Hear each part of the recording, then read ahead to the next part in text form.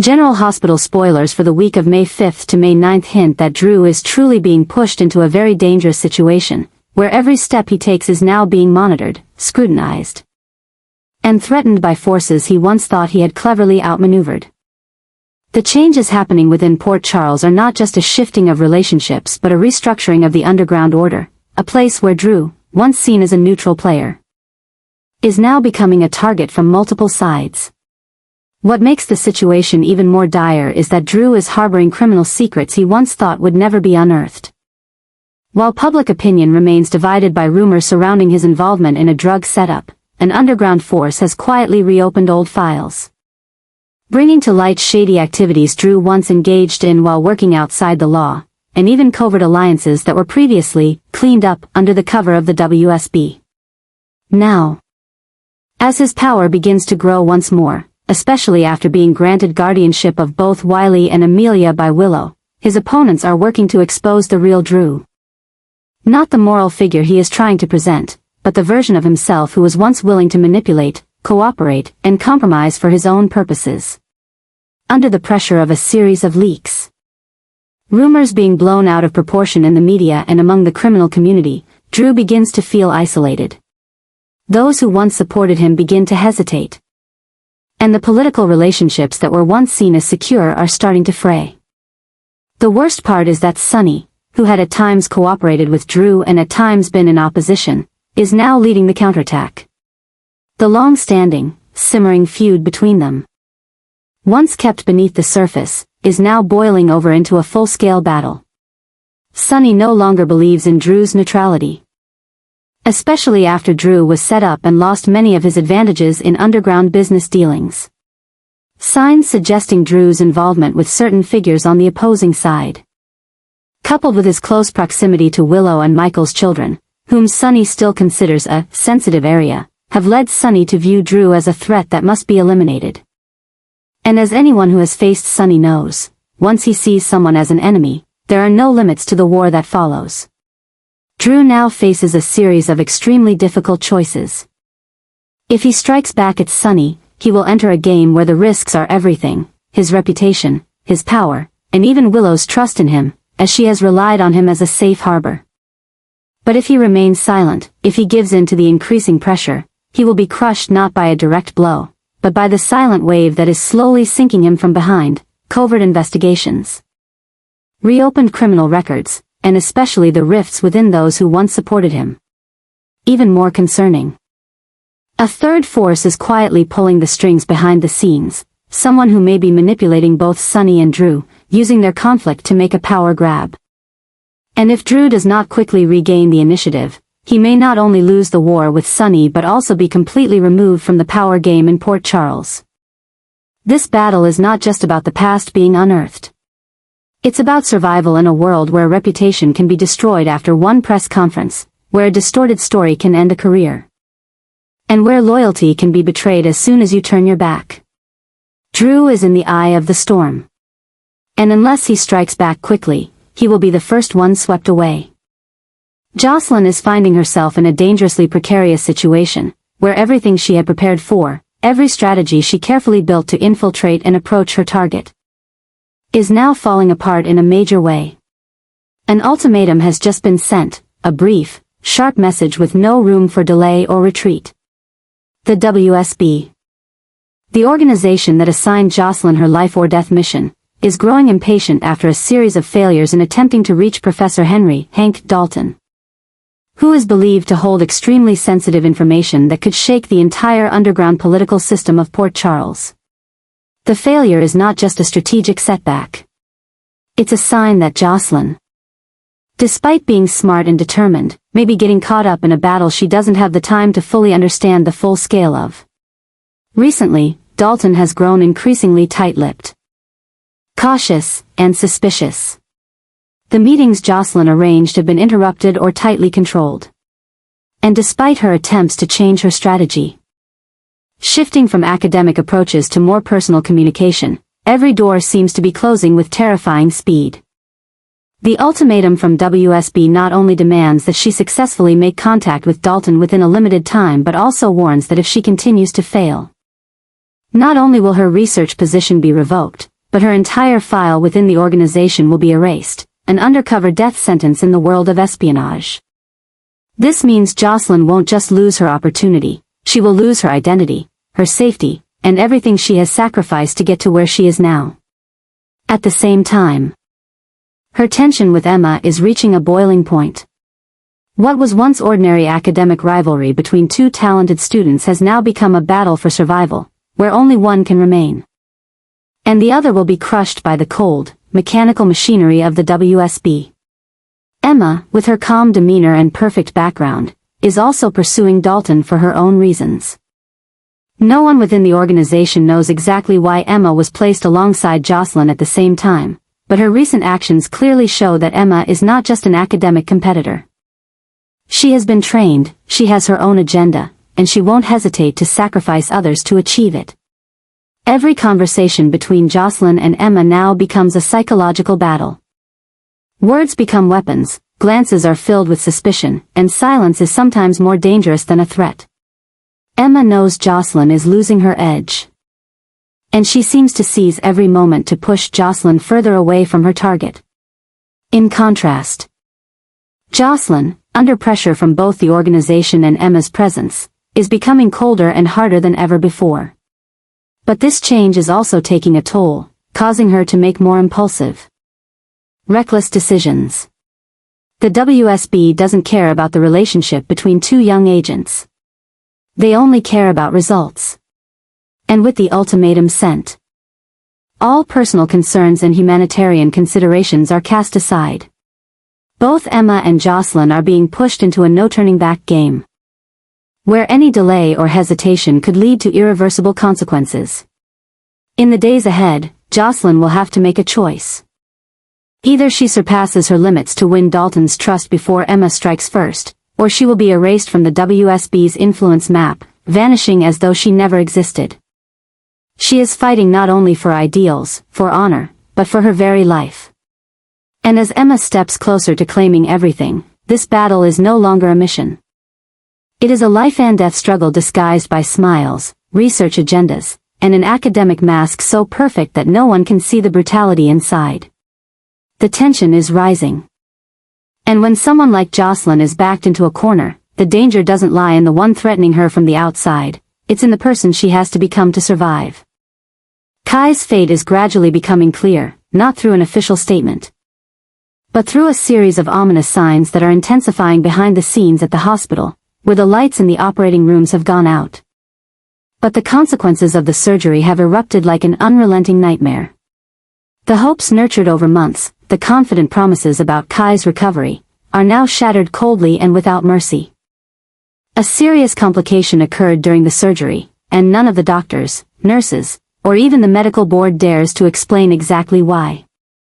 They only know that the outcome is Kai's loss of motor function, and the risk of permanent disability has become an irreversible truth. What's even more frightening is the unusual silence surrounding the case. Confidential reports are being kept under wraps, closed-door meetings are taking place behind locked doors. And a flurry of rapid adjustments to accountability procedures is being made, all of which prove that something bigger is being hidden. And at the center of this turmoil is Kai, no longer a patient, but a symbol of one of the most severe medical failures the hospital has ever faced. Trina, who has been by Kai's side every step of the way, is the one most devastated. She had placed all her trust, emotions, and hopes into this surgery. Not only because she hoped for Kai's recovery, but because she believed this would be a fresh start for both of them. But when the unexpected result arrived, when she saw Kai's body no longer respond, when his hand no longer gripped hers as it used to, a part of Trina's heart also broke. No tears are enough to describe this pain. For it is not born of loss, but of betrayal, by the very system she once trusted, by the promises of those in white coats who assured her that everything would be fine. But everything is not fine. And the new adjustments within the hospital, particularly the sudden changes in staff, medical records, and media access policies, only highlight one truth: someone has sabotaged Kai's chance. It's not just a medical risk. It's sabotage. A system failure. A deliberate wrong decision. And Trina, with all the clarity she can muster, begins to realize that this is no longer a personal tragedy. This is a conspiracy. What Kai is suffering is not just the physical aftermath. It is a mental crushing. He, someone who was once strong, optimistic, confident that he could overcome any limit, now lies motionless in his hospital bed, his eyes empty as though all his aspirations were severed along with the nerves that are no longer connected. He doesn't speak much, doesn't ask questions, doesn't complain. But it's that silence that frightens Trina even more. Because she knows, Kai is screaming in silence. Madness is beginning to spread. Trina no longer trusts anyone on the medical team. She begins to trace back each day before the surgery, each piece of advice, every signature in the medical records. And the more she investigates, the more abnormalities she uncovers, signs that someone has deliberately altered the surgical procedure, pressured the medical team into using untested methods, and accepted a higher risk just to try something unannounced. Kai has become an experiment. And Trina, no longer just the grieving girlfriend, has become the witness.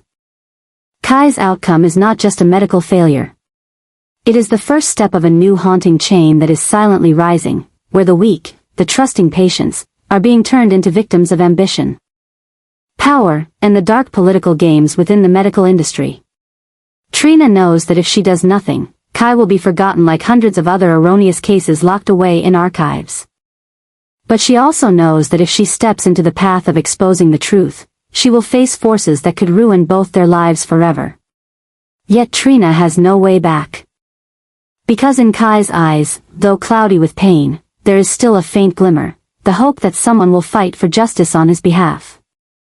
And that someone, no one else but her. A truth buried. A man stripped of his future. A woman standing at the crossroads of vengeance and justice. And a new obsession is unfolding, with Port Charles never being the same again. Brennan is diving deeper into a treacherous pit as he decides to stand with Carly to investigate who poisoned Sunny, an action that is not only heroic but also strategically calculated. With his experience and influence, Brennan understands that poisoning is not a random attack. It is a message, a declaration of war aimed at the heart of Sunny's long-standing power in Port Charles. And if Carly truly wants to protect whatever is left of Sunny's dominance, she needs an ally, someone who not only has information but can also manipulate the underground system to turn the tables. Brennan, at this moment, is the most dangerous yet necessary choice. However, as Carly secretly coordinates with Brennan, an unexpected variable is emerging: Brick. Once close to Sunny, Brick knows too well how everything operates around the mob boss's empire. From secret deals to transportation networks, from security flaws to unspoken rivalries. And because he knows so much, Brick is now becoming the new threat. There's something about his demeanor that has changed, a coldness, a detachment, as though he stands on a new boundary between loyalty and betrayal. His recent interest in accessing top-secret files and avoiding direct conversations has made Carly uneasy, and Brennan particularly attentive. In this context, the relationship between Brennan and Carly becomes charged with energy and danger more than ever. This is no longer a simple partnership to investigate a case. This is an interaction filled with calculation, where both parties hold part of the truth, but also can't take their eyes off each other, because both know that the entire plan will fall apart if either one veers off course. Brennan seems to be showing increasing interest in Carly, not just because she is Sunny's ex-wife, but because Carly is the only one with the strength and foresight to understand the seismic power shift quietly forming beneath Port Charles.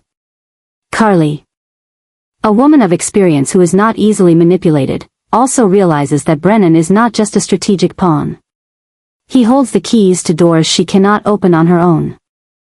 She does not fully trust Brennan, and perhaps she never will, but at this point, his presence creates a force she cannot deny. Each time they analyze a file together, trace the poison's origin, or compare testimonies from intermediaries, the tension between them rises, not only strategically but emotionally. The lingering looks, the silences in their conversations, and the unspoken understanding of the price they'll pay if they fail, all weave together a bond too strong to explain. Meanwhile, Brick moves in the shadows. Maybe he's investigating in his own way. Maybe he's discovered something neither Brennan nor Carly has thought about, or worse, maybe he's protecting the very person who poisoned Sonny. Whatever it is. Brick's silence and detachment are making him unpredictable, and that is the greatest danger. Because someone like Brick, when loyalty is no longer absolute, can destroy an entire plan with one unexpected decision. Things are heading toward an explosive climax. Brennan and Carly, despite the unclear boundaries between them, are becoming an inseparable unit in the hunt for the betrayer. But the deeper they go, the more they face a harsh truth. The person behind Sonny's poisoning may not be a stranger, but someone who has stood by his side for years. And if Brick is that person, or knows who it is but isn't acting, this fight is not just to protect Sonny, but to protect the truth from being buried forever. Brennan and Carly are standing at a crossroads, continue believing what they think they know, or prepare for a counterattack from the very person they once trusted the most. And with the increasingly intense interaction between them, one thing is becoming clear: they are no longer lone pawns. They are paving the way for a real power purge, where the strongest is not the one with the most followers, but the one who dares to flip the chessboard when everything seems already decided. Mac has finally come across irrefutable evidence, a piece of the puzzle buried deep beneath the dust of time, carefully concealed in encrypted record files, but now emerging like a smoldering burn. Just enough to scorch the entire future of a man once hailed as a paragon of integrity, Drew.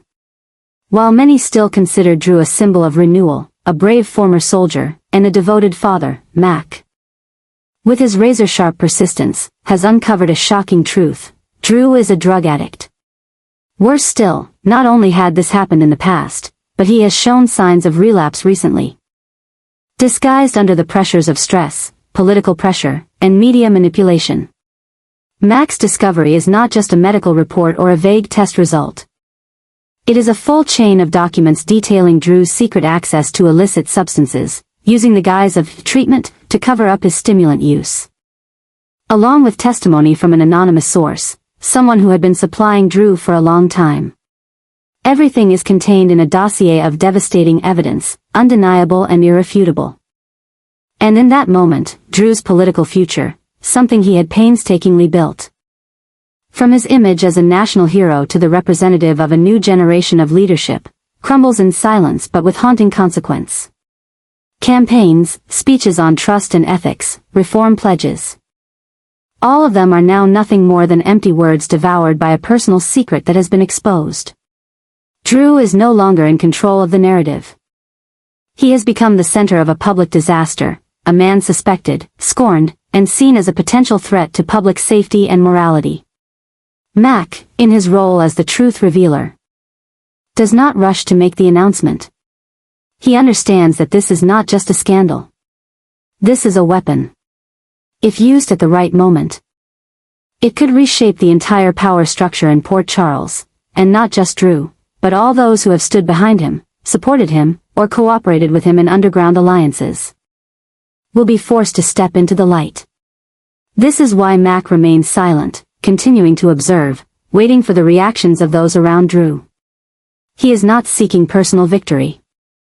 He is guarding against a chain reaction that, if not carefully handled, will consume the entire city. Meanwhile, Drew begins to feel the rising wave of resistance. Unanswered calls. Former supporters now silent and eerie, and the scrutiny of the press becoming more intense than usual. He doesn't know who is behind this plot. But the survival instinct of a former soldier tells him, someone has fired the first shot. And this time, he has no way to deflect it without losing everything. The most dangerous part is, Drew doesn't yet know exactly what Mac knows. He is being watched. Every gesture, every word, every public appearance could be used as evidence. But what's even scarier is that he can't control this narrative. He can't bribe, he can't undo it, he can't fix it. Once the information leaks, it will spread like wildfire in a dry forest, burning not only him but everyone who has protected him. And so, an irreversible political disaster has begun. Drew is no longer the one deciding his fate. He has become the target. And Mac, with the evidence in hand, is now the one holding the scales of justice, either to use it to restore order or to unleash it like a fatal blow, ending a career that once seemed unbreakable. And in the suffocating silence, Port Charles is about to witness an unprecedented collapse. Jason is entering a phase filled with unease and obsession, where every step, every choice, and even his usual silence are no longer enough to keep everything under control. Something is changing, not just outside, but within the very system he once trusted. And this change is making Jason, who has always been resolute, cold, and unemotional, begin to feel real anxiety, a feeling he rarely lets creep into his thoughts. Recent events are no longer isolated incidents. They are a chain of subtle impositions, events arranged as if someone is trying to bend the entire underground order of Port Charles. Old alliances are disintegrating. Relationships that were once balanced are now becoming distorted. And Jason, who has always operated in the gray area, between the law and the criminal world, witnesses that very gray area being darkened by hands he can no longer identify. Jason's greatest fear is not coming from a specific enemy.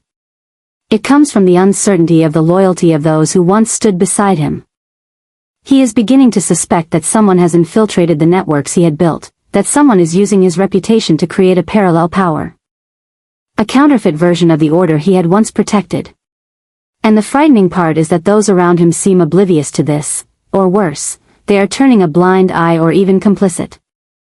Throughout his underground career, Jason has faced arms dealers, traitors, and even people within his own circle trying to bring Sonny down at any cost. But this time, the obsession doesn't come from a hidden gun in the dark, but from something intangible, a quiet shift in how Port Charles operates. A new power is imposing the rules of the game. And the shocks coming are not just through violence, but through strategy, political alliances, supposedly legal investment deals, more sophisticated public relations. Jason is facing an enemy that has no face, no name, but has power seeping into every corner of the city. The adjustments happening are not natural. They are part of a plan.